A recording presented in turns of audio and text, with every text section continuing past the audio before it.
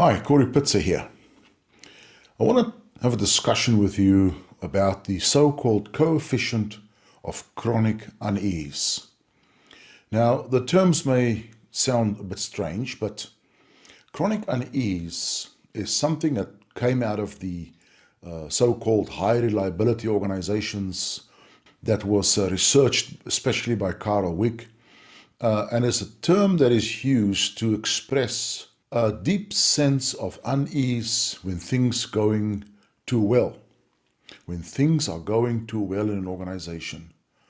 And it describes a kind of mindset with managements that are constantly on the lookout for the next problem, the next risk, the next fatal accident.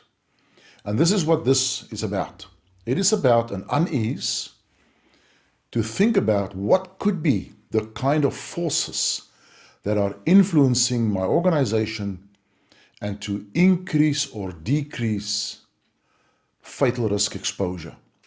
My journey with catastrophic events, the so-called organizational error, started in 1994 and 1995 when I was doing some research after a catastrophic event in Australia at a mine called Maura Mine. And I made a presentation at a conference and I published a paper, Why Safe Organizations Fail. And I published this in 1997. And it's since then that I was fascinated by why have these early warning signals in organizations been left unattended and catastrophic events happened. And when you look back at those, it is so clear. These are the triggers that sat in the organization all the time. Now, it's also true. Those triggers sit in all organizations. And it's not that simple to say, well, they should have known, because many organizations don't have catastrophic events, and the triggers are there too. So this gave rise to what I call catastrophic risk management. And it was an increasing attention in the world of academics and researchers on the catastrophic event and the so-called organizational error. James Reason's book in this regard was published in the late 1990s as well. And since that time, I started developing a concept that I called the 7 delusions of near-zero organizations. And they form the background to this chronic unease that is so evident in high reliability organizations. The focus on fatal risk management has been increasing in the last few years. But before that, it has been something that had been pursued for a long time now, since the middle 90s, in the mining industries of the world, especially in Australia. Recently, I was involved in what is called elimination of fatalities process for a company. And it was an incredibly eye-opening event or process for me, bringing together all the concepts and ideas that I've had over many years, and it came to fruition in this process. Now, what we did is we went to visit the sites of this organization. There's about 40 sites around the world, and we went in and discussed fatal risk exposures with employees, with supervisors, tried to find fatal risk exposures in every corner of the organization. And it was very clear to me that there are many fatal risk exposures sitting there and not seen or not discussed. And this created this idea in my mind of the ebb and flow model. The ebb and flow model says that there are forces in the organization that are ebbing, and there are forces in the organization that are flowing. And I want to share this concept with you because this is what is around the coefficient of chronic unease. Normally, we look at organizations in quite linear ways.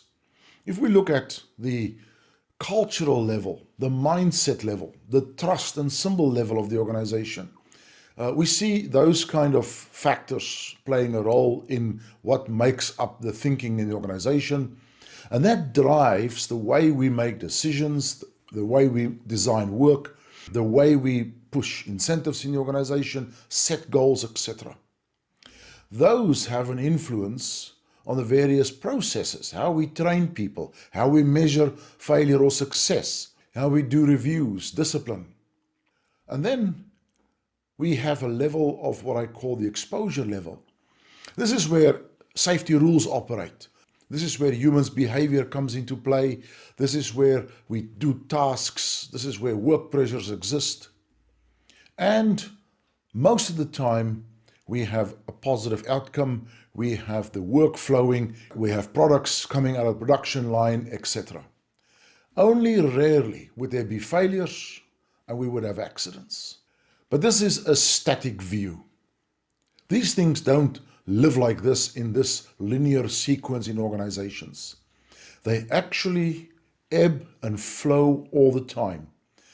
Think of a tide. The flow is tide comes in, ebb, the tide goes out. And in this way, there's forces and influences, pressures in the organization that come and go all the time. And they have an influence on the way we plan, the way our systems operate. And this is how the various exposures in the organization then ebb and flow as well. And this is just an illustration, an attempt to illustrate how the organization dynamically ebb and flow in terms of forces and pressures. Now, these pressures can be either ebbing or they can be flowing. And when I say ebbing, I look at them as destructive forces. And when I look at them as flowing, they are constructive forces and pressures in the organization. When we have destructive pressures in the organization, there's gradually an impact on the way that the production process operates, and we have an increase in fatal risk exposures. We may have an event, we may not have an event. These ebbing forces have an indirect impact on the way we're exposed to fatal events. On the other hand, those same forces can be flowing, and they could be affecting the organization in a constructive, positive way, and they could decrease the fatal risk exposures. Never to disappear. Risk is never zero, and they'll always be there. Now, this is the background to the coefficient of chronic unease. And these are the 7 factors related to the 7 delusions of near-zero organizations that we are using in this coefficient. What is the level of risk transparency, openness about risk in the organization? How clear is risk being looked at in the organization? Where is the focus on fatal risk attention?